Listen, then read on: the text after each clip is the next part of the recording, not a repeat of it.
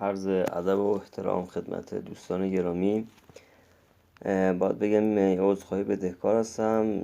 تو پادکست قبلی اشاره کردم به این که من از 12 سالگی بدنسازی کار میکنم. اشتباه گفتم. از 12 سالگی من ورزش کردم، از کشتی حالا یا مقداری رزمی، ولی خب ورزش بدنسازی رو به شکلی باشگاهی و متداوم از 18 سالگی بخواید حساب کنید من شروع کردم. اینو عذرخواهی میکنم اینو باید بگم، ولی خب ورزش از 12 سالگی من دیگه که یادمه انجام میدادم. و یه نکته هم بود که در مورد هادی چوپان خواستم صحبتی کنم. من برنامه رو بعد از آپلود تازه خودم بازبینی کردم، صحبتی نکردم، بازی عذرخواهی بدهکار هستم. اینجا میخوام در مورد آقای هادی چوپان صحبت کنیم. دوست عزیزمون، شخصیتی که 20 اندی سال ورزش کرده و در سختی خودش رو به جایگاه بالا تو این رشته بدنسازی رسونده. خیلی جای تقدیر و تشکر داره این دوست عزیزمون و فعل خواستن رو بالقوه انجام دادن. امسال متاسفانه علیرغم علاقمندان به این رشته که ایرانیان عزیز به این رشته علاقمند هستن، علیرغم تصورشون و علاقهشون ایشون مقام اول رو کسب نکردن و نایب قهرمان شدن. به نظر عقیده من خودش خیلی خوبه. باز هم این که حالا چرا حقشو خوردن نخوردن، من اصلا تخصصی تو اون حالت ندارم بگم کی بهتره، در چه حدی، مثلا اینجاش مشکله، اینجا آب آورده اونجا، نه، اینا رو من قبول ندارم. هر دو حریف میتونم بگم تو رنج بدنی خوبی قرار داشتن. عقیده من یه حالت خیلی سختی بود که بگی کی اول کی دوم، یعنی تو این حالت بود که نمیشد این اول گفت نه اونو. یه جورایی انگار حالا شاید سلیقه‌ای لانسفورد رو اول کردن، حالا شاید احتمال داره علاقه و سلیقه و مسائل سیاسی هم درش دخیل بوده باشه، نمیشه گفت نیست. ولی خب از طرفی هم خب همین تیم یا تیمی شبیه به این شما حساب کنید سری قبل خب آقای هادی چوپان رو اول کردن. خب طرفدار حریفاش هم میتونستن همین اتهامات رو بزنن که حتما هم گفتن، نمیشه گفت نه. مسئله که برای من خب ایجاد شد، البته آقای چوپان تقریبا خودش رو حفظ کرد، ولی اون لحظه آخر حرکت بدی بود. متاسفانه فشار روی نذاشت که تو سکو بمونه تا آخرین لحظه عکسشو بگیره. یعنی خیلی حرفه‌ای، اون حالت حرفه‌ای رو از دست داد. نمیدونم، نه تو این رشته، کلا تو مرام ما، حالا ژنتیک ما ایرانی هاست، نمیدونم یه چیزایی برامون جا نیفتاده. خود من درک نمی کنم. یه خیلی احساساتی هستیم، یعنی احساساتمون تو همه جا و همه مسئله غلبه میکنه. حالا هم میشه گفت ضعف، هم نقطه قوت، نمیشه گفت صرفا ضعف هست. ایشون احساسش بهش غلبه کرد و نتونست لحظه آخر خودش رو نگه داره، حفظ کنه، پرستیژ خودش رو حفظ کنه و خب خیلی یعنی رقابتی دیگه حساب کنه بگه بله ما با هم مسابقه دادیم، به هر دلیلی تو رو اول کردم، نظرم که بر نمیگشت. حالا اگه میشد نظر رو برگردونیم قضیه چیز دیگه ای بود، حالا مثل این بحث‌های فوتبالی وی آر میذارن یا حالا ورزش‌های دیگه بازبینی میکنن فیلم‌ها رو، ویدیو چک والیبال مثلا، اینا که حالا نظر رو عوض میکنن یا مثلا بالاخره مشخص میشه که اینجاش تو اون حالت که نبود این نظر عوض نمیشد و بیشتر ایشون رو غیر حرفه‌ای نشون داد.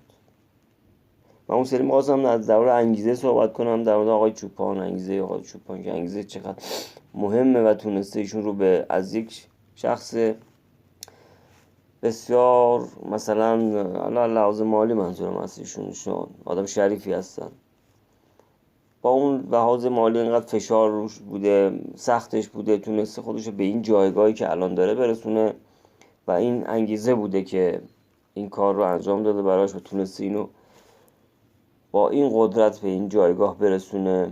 که صحبت نکردم. حالا اینجا یه دفعه به این مسئله برخوردیم. خب من خودم شوکه شدم اون صحنه رو دیدم، اصلا فکر نمی‌کردم هادی چوپان همچین حرکتی انجام بده. متاسفانه میگم بحث فشار روحی آدم باید جای کسی باشه، یعنی تا جای شخصی نباشی نمیتونی اون لحظه اون حرکتش رو درک کنی.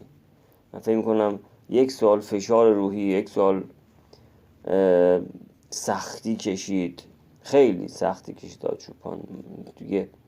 نه تفریحی کرد، مشخص بود آدمی هم نیست که بخواد دروغ بگه و این بس. ولی خب توقع داشت که 100% اول شه و یکی هم که جو اطرافیان خیلی مهم بود این قضیه که آی تو اولی تو فلان، این یه خورده توقع خودش از خودش حتی بالاتر بود.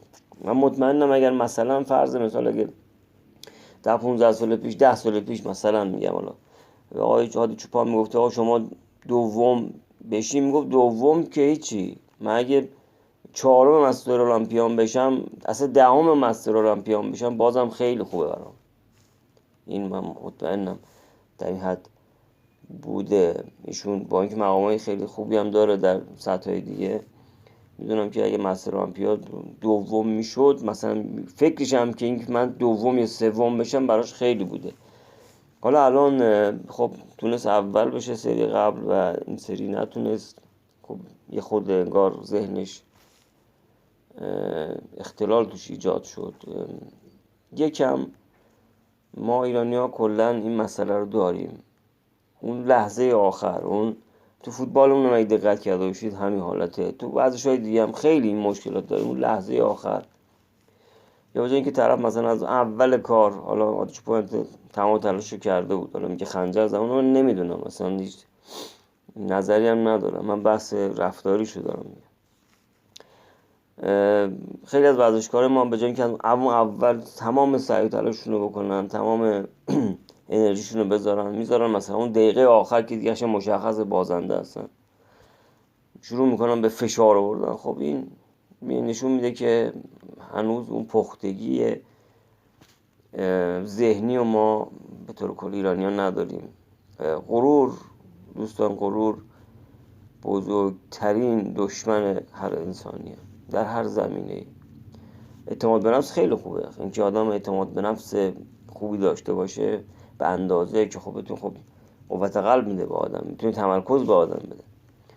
اما غرور بیجا و بیش از حد آدمو از بلندی به پایین میندازه. یعنی در یک لحظه اون تفکری که من از همه بهترم، یک لحظه هیچ کس رو جا بالاتر از خود نمیتونی ببینی. یعنی مثلا نه من از همه بهترم و هیچ کس حق نداره از من بالاتر باشه.